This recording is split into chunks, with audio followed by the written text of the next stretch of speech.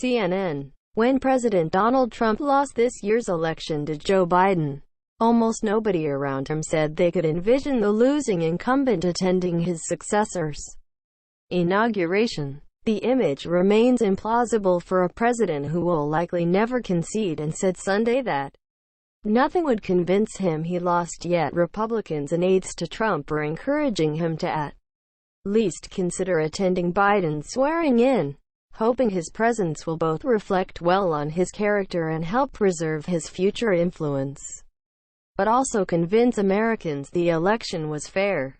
"I hope the president is there on inaugural day," said Roy Blunt, the Missouri Republican who is responsible for overseeing January's inauguration, told CNN's Dana Bash on State of the Union on Sunday.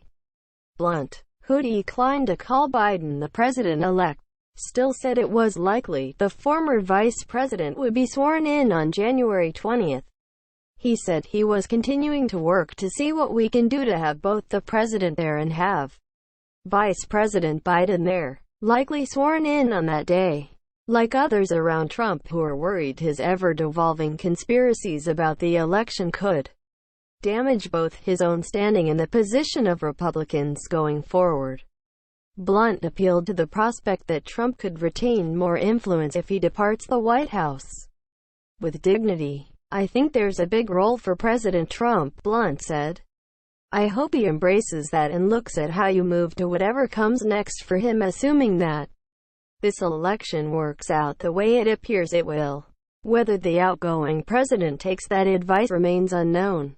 Trump has performed none of the traditional steps of an outgoing commander-in-chief, including inviting Biden for a meeting in the Oval Office or even phoning him with any kind of conciliatory message. It took weeks after Biden emerged as the president-elect for the Trump administration to formally begin the presidential transition, causing major concerns about security and planning for the coronavirus vaccine distribution.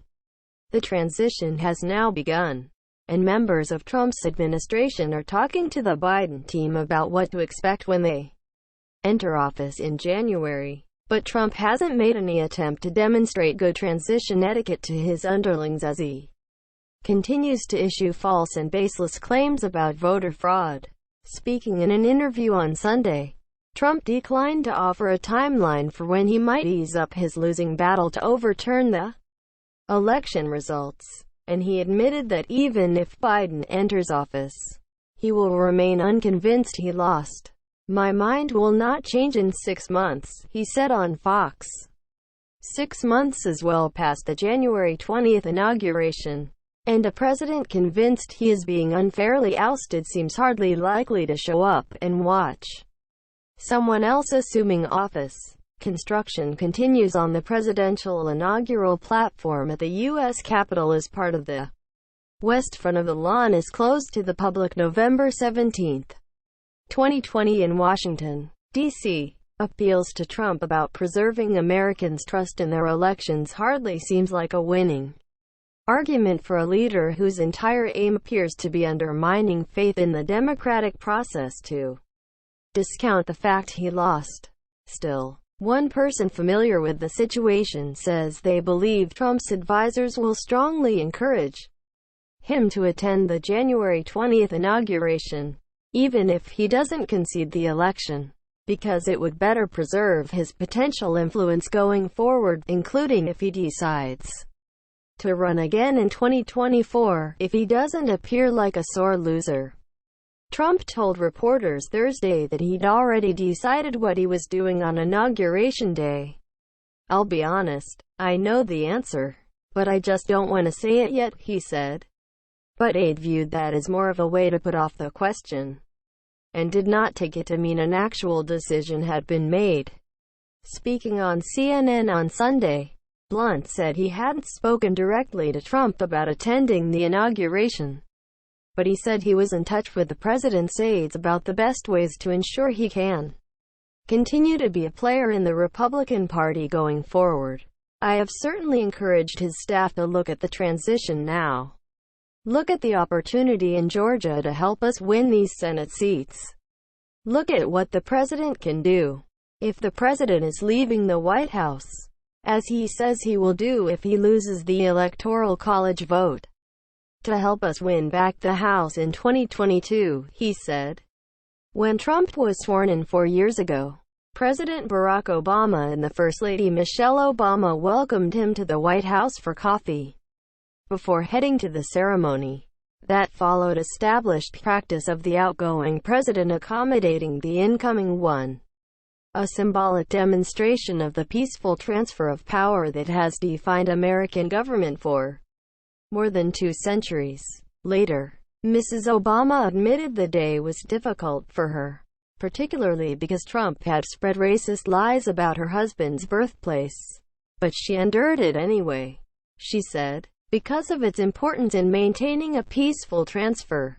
Supreme Court Justice John Roberts, 2L, administers the oath of office to U.S. President Donald Trump, L, as his wife Melania Trump holds the Bible on the west front of the U.S. Capitol on January 20, 2017 in Washington, D.C. Photo by Drew Unger, Getty Images.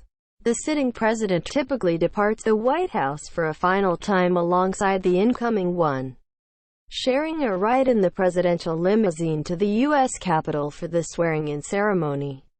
Later, the newly former president usually departs Washington for a final time aboard a military helicopter, whisked to Joint Base Andrews for a final ride aboard the aircraft that would have been called Air Force One when they were president.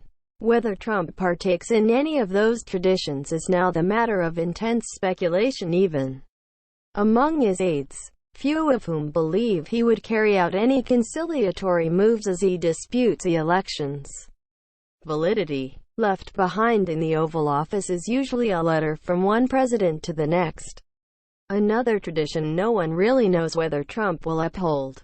In the letter Obama wrote to Trump, reported by CNN in 2017, he offered a piece of prescient advice that few could say has been followed. "We are just temporary occupants of this office.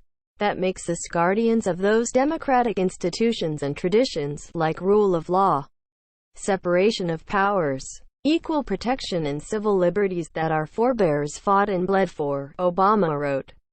Regardless of the push and pull of daily politics, he went on, "It's up to us to leave those instruments of our democracy at least as strong as we found them."